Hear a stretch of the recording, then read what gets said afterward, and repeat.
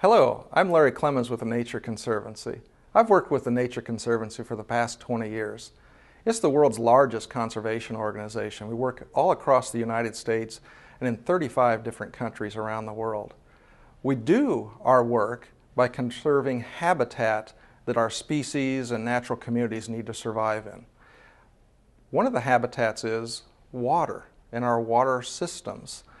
Many species occur in those systems that are very much under threat, and so therefore in the past 20 years we've worked a lot with agriculture to reduce threats from agriculture and even urban areas and their runoff and sedimentation.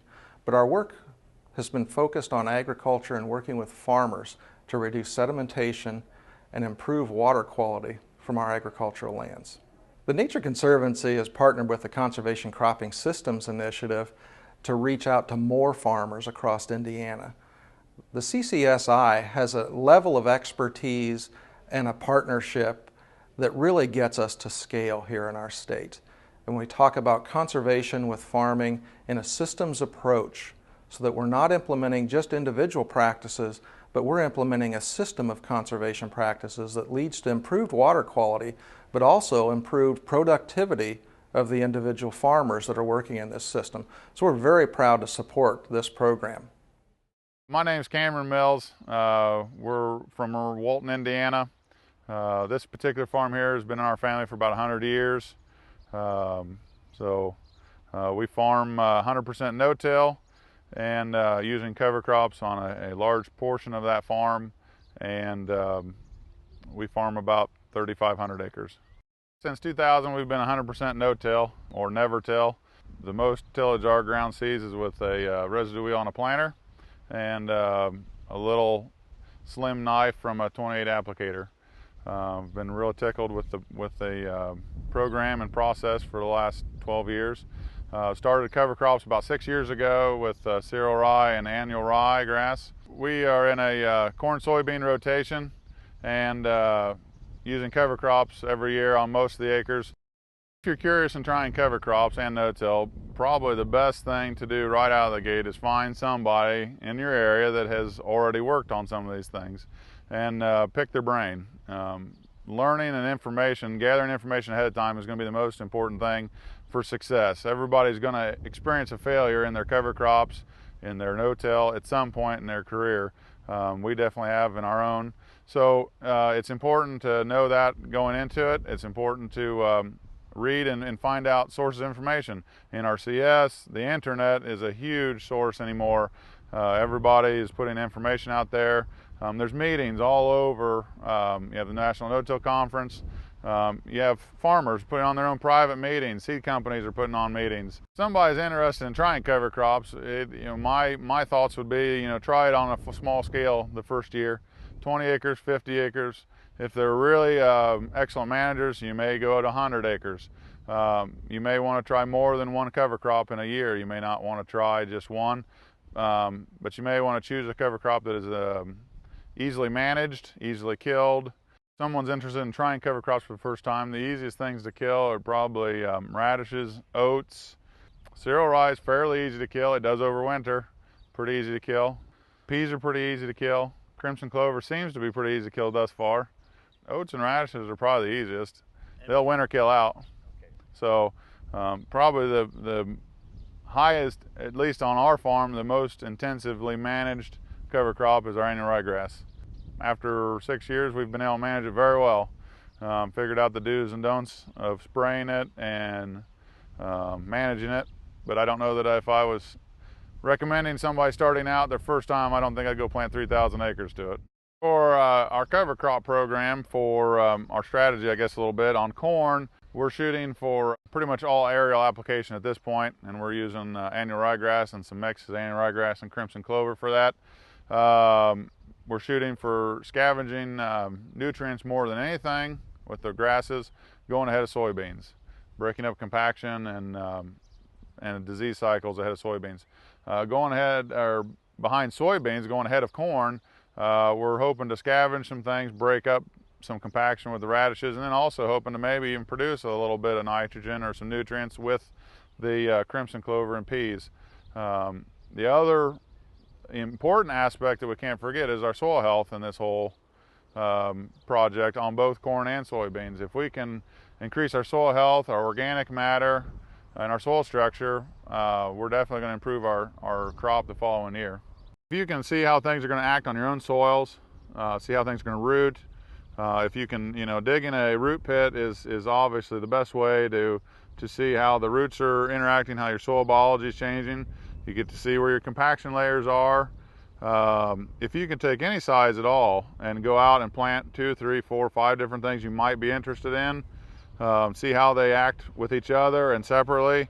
I think it's, that's the quickest way you're going to know how the things. And then even if you want to play around with a hand sprayer and see how they die, see if you can kill them, might be a good idea if you haven't started, haven't tried doing anything in the past. There's definitely a very large amount of planting that goes ahead of no-tilling and cover crops. As you can see, we've got our cover crop seed in. It's middle of June. We ordered this stuff back in January and February, and supplies as this cover crops become more popular and more interest in them, supplies of the good stuff is going to be more tighter and harder to get. And so definitely, if you're thinking about trying to get involved in cover crops, you probably want to make sure you get your seed ahead of the planting date. It's very important when you're ordering and buying your cover crop seeds that you find a dealer that is familiar with what you're trying to buy and is not just an order taker, somebody that can help you place the cover crops and understanding what your goals are as far as tilth, water holding capacity, breaking up compaction, maybe scavenging nitrogen or even producing nitrogen. So those things are all very important in where you're buying your cover crop seed. For our particular needs, we have gone directly to Oregon to the actual grower, and has worked very well for us. We no-tilled for about 6 or 7 years before we decided to start using cover crops.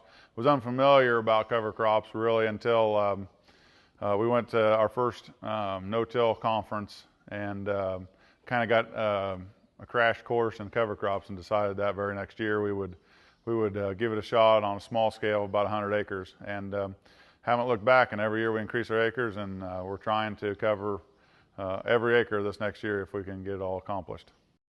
The return we're seeing on our cover crops, you're going to spend in the order of 28 to 30 bucks on your cover crop and application, and we're definitely seeing some return. Our water holding capacity is definitely increased with the improved soil structure. When we get a 1-inch rain event, typically we don't have any puddles in the field. Yeah, we have definitely seen some changes in our soil health over the past 6 years. Definitely have a lot more earthworms. We have seen our organic matter move up a little bit, and definitely we have very few soybean diseases, and we have low insect pressure in our crops, and I think all this is attributed to our soil health. As we keep improving our soil health, keep building organic matter, and creating more biology in the soil, more food for them to eat, I think the whole system is going to get stronger and better. We are definitely keeping our topsoil on the farm. When we have those winter rain events, when the ground is either thawing or not quite frozen yet, with our cover crops, we don't lose any topsoil. We don't have very little washing on our farms. Whereas if we have fields that don't have cover crops on, or even the neighbors' fields, there's definitely a lot more erosion and ponding than what we experience. Well, the erosion factor is the ground is getting up close to $10,000 an acre in places, and sometimes, in some places even higher than that. If I'm paying that kind of money for farm ground, I don't really want it to wash to the neighbors or down the creek or anything else.